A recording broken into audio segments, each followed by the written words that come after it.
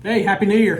You too. Hey, I'm glad we made it on the other side of 2023. There was certainly a lot in the markets to be worried about, Yep. and we just wanted to share with everybody what we're hearing, what we saw here at Global View, and maybe a few thoughts about how 2023 wrapped up and what we're looking forward to going forward. Yeah. Hey, I'm Matt Kreider, by the way. If we haven't met, this is Joey Hines, one of the partners here at Global View. And 2023. So actually, I lied a little bit. So let's go back to 2022. Yep. So 2022, one of the worst years in recent memory in the markets for bonds and stocks combined, right? One of the worst years. If you had a 60-40 portfolio, kind of a moderately conservative mix for most people, you experienced one of the hardest years ever. Yeah. I mean, going back to beginning of market history. So that's rough. That's right. So coming off of 2022, a lot of that was driven by rising interest rates, right? We saw inflation starting to spike. We saw that carry through into the beginning of 2023, and really most of that rates were rising, and then we experienced a pause, right? So we saw that. Well, what did rising rates triggered off a whole bunch of stuff, right? So it was about a year ago today we were talking about, is the banking system going to collapse? That there was fear in the media. We saw several banks close their doors and go into receivership by the FDIC. We saw the Russian-Ukraine war continue and escalate even, right? So there was no end in sight, and really at this point still not the case.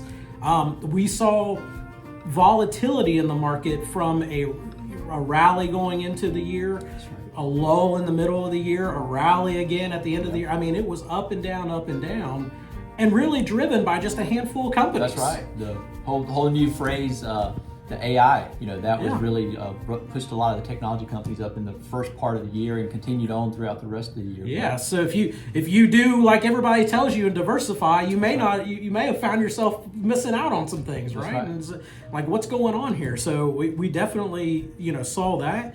And then, if you haven't noticed, for the past few thousand years, there's this place called the Middle East. Right. And there's a couple groups of folk over there that have been fighting for a long time. And we saw that rise its head again, right? And we've seen that happen. So no shortage of worry in 2023. Right. But there's a saying out there called stocks climb the wall of worry. And that's what happened. If you focused all year, all 365 days on all the stuff there was to worry, and you allowed that to impact how you manage your investments, you probably missed out on a lot of great returns, right? Well, how did that happen, Joey? How did we get here? Yeah, I mean, it was a crazy year, and one thing that you said made me think of Warren Buffett said, when others are fearful, we should be greedy, and be greedy when others are fearful. Yeah. If I said that correctly. Yeah, that's right.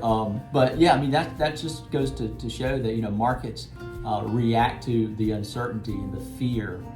Investors react, and so that creates opportunity. And we saw that in 2022.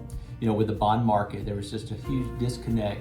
When interest rates go up, we know that the price of bonds go down, but they went down a whole lot further than they should have, especially in certain areas. And some of the most conservative bond investments, such as U.S. Treasuries and municipals. Yeah. So we took advantage of that opportunity, and some of those opportunities haven't been realized yet. It may take a while before they are realized, but we repositioned some of the positions in our portfolios to take advantage of that. And then the same thing with the equity markets. It was a big downturn.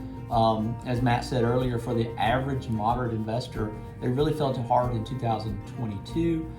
2023 wasn't any more comfortable, and so we're to the point now. We saw the last part of the year really give us a boost to finish up 2023 and with a positive returns. Yeah. And so looking ahead, where we are, where we move from here. There's uncertainty. There's always uncertainty, and when folks ask me, well, what do you think the market's going to do this year? And the short answer is, I don't know.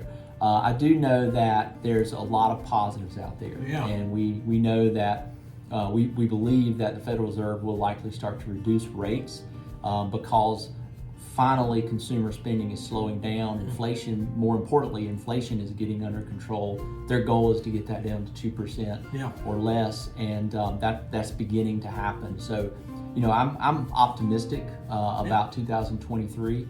I use the term cautiously optimistic, maybe too much, but presidential election years, a lot of folks will ask us, well, we're in a presidential election year, what's going to happen? And the short answer is presidential election years are usually pretty good in the markets, simply because there's not a lot of policy changes in Washington. And so we can keep the people in Washington quiet, sometimes things tend to work out a little better. But, I think that's where we are, Matt. I mean, I think that there's we can talk about negatives all day, and there's no doubt there's plenty of room for that. But there's also a lot of positives. And, in our name, Global View Investment Advisors, we are global. We've saw opportunities years ago outside the U.S. There's a lot more opportunities outside the U.S. than in the U.S. And so we've taken advantage of that.